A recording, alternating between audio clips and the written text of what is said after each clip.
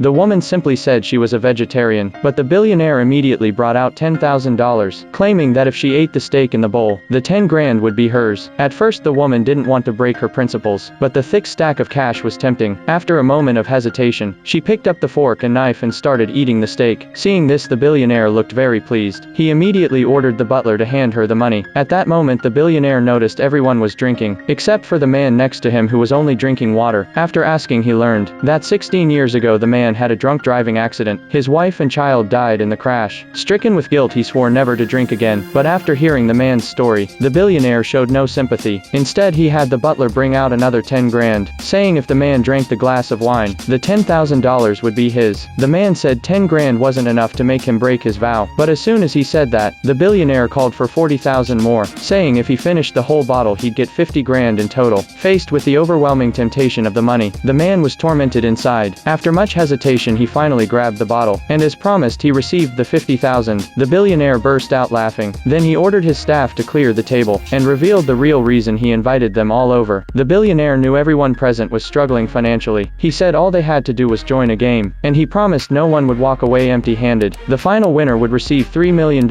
Once the game began, no one would be allowed to quit. The billionaire then declared the game had begun, and in the very next second, the butler wheeled in a machine covered with a black cloth, but when it was unveiled everyone was horrified. It turned out to be an electric shock device. Sensing trouble, the man grabbed his 50 grand and tried to leave, but he forgot the rule the billionaire had just stated. Once the game begins, no one can quit halfway, and in the very next second,